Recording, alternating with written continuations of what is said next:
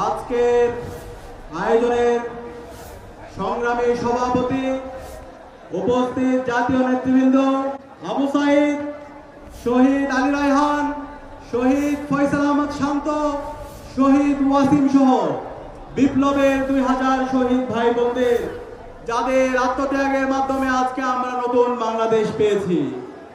একই সাথে দোয়া করছি সকল গাজী ভাই বোনদের জন্য, যারা এখনো হাসপাতালের বেঁধে কাতরাচ্ছেন, যারা এখনো পঙ্গু অবস্থায় আছেন, যারা তাদের চোখ হারিয়েছেন, পা হারিয়েছেন। আল্লাহর কাছে দোয়া করছি আল্লাহ তাআলা যেন সকল গাজী ভাই বোনদেরকে দ্রুত সময়ের মধ্যে সুস্থতার নিয়ামত দান করে। একই সাথে শ্রদ্ধার সাথে স্মরণ করছি আধিপত্যবাদের বিরুদ্ধে, আগ্রাসনের বিরুদ্ধে যিনি সব সময় বলিষ্ঠ কণ্ঠস্বর ছিলেন, যিনি সব সময় ইনসাফের পক্ষে কথা বলেছেন, আমাদের সহযোদ্ধা শহীদ শরীফ উসমান হাদিকে। শহীদ শরীফ উসমান হাদির যে লড়াই, সেই লড়াই হচ্ছে আমাদের লড়াই। শহীদ উসমান হাদি আমাদেরকে যে আজাদির রাস্তা দেখিয়েছে, সেই আজাদির লড়াই চালিয়ে যাওয়া হচ্ছে আমাদের কাজ। সংগ্রামী উপস্থিতি, আজকে যে জুলাইয়ের উপর ভিত্তি করে যে শহীদদের আত্মত্যাগের মাধ্যমে আজকে আমরা নতুন বাংলাদেশ পেয়েছি, আজকে যে নির্বাচন হয়েছে, সেই নির্বাচন নিয়ে অনেক প্রশ্ন আছে।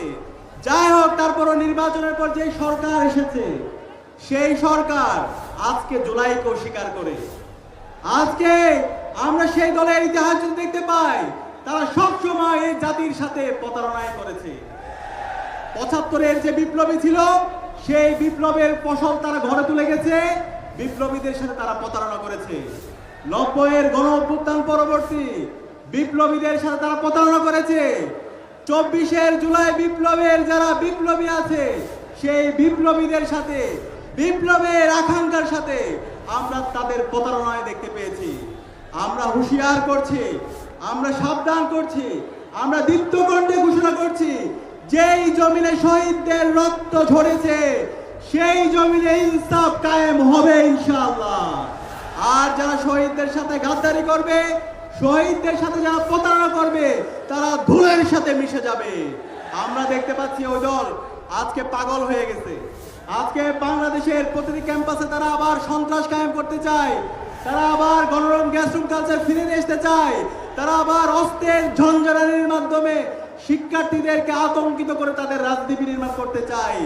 তাদের প্রকাশ্যে রাজনীতির নামে তারা রান্না নিয়ে, চাপাতি দিয়ে আমার শিক্ষার্থী ভাই বোনদেরকে কুপিয়ে তাদের রাজনীতি নির্মাণ করতে চায়। তারা সবসময় মবের কথা বলে। আমরা দেখতে পেয়েছি গতকাল এই ঢাকায় শাহবাগে একজন শিক্ষার্থীর যখন ফেক ফটোকার্ডের উপর ভিত্তি করে ছাত্র দলের সন্ত্রাসীরা যখন তাকে জবাই করার, তাকে হত্যা করার হুমকি দিচ্ছিল, তার নিরাপত্তার জন্য সে থানায় সাধারণ ডায়েরি করতে এসেছিল। কিন্তু এর প্রেক্ষিতে আমরা দেখতে পেয়েছি ছাত্র দলের সন্ত্রাসীরা সেই থানায় গিয়ে 28 অক্টোবর লীগের সন্ত্রাসীরা লগি বইটা দিয়ে যেভাবে নেককারজনক নৃশংস কায়দায় এদেশের মুক্তিকামী মানুষদেরকে পিটিয়ে নৃত্য করেছিল, ঠিক একই কায়দায় আমরা গতকালকে শাহবাগে শিক্ষার্থীদের ওপর, ছাত্র সমাজের ওপর তাদের নৃশংস হামলা আমরা দেখেছি। এবং এই হামলার পরে যে শিক্ষার্থী তার জীবনের নিরাপত্তার জন্য গিয়েছিল, তাকে 12 ঘন্টা সম্পূর্ণ বেআইনিভাবে পুলিশ হেফাজতে তাকে রেখে হয়রানি করা হয়েছে। আমরা কি আবার একটা পুলিশি রাষ্ট্রের জন্য আমাদের শহীদ এত জীবন দিয়েছে?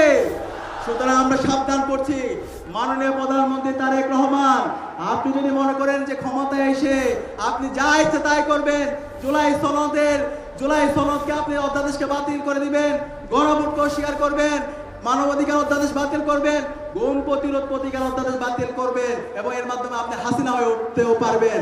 আমরা সাবধান করছি, এই স্বাধীন বাংলাদেশে আমরা এখন অনুরোধ করব, যে কমিটমেন্ট আপনি দিয়েছেন, যে গণভোটে হায়ের পক্ষে আপনি ক্যাম্পেইন করেছেন, সেই কথা আপনি রাখেন। এই জাতিকে সাথে নিয়ে, সবাইকে সাথে নিয়ে, এবং যে সন্ত্রাসীরা আছে ছাত্র দলের, যুব দলের, বিএনপির যারা সন্ত্রাস নৈরাজ্য কায়েম করছে, তাও তাই নিয়ে আসেন। ইনকিলাব জিন্দাবাদ।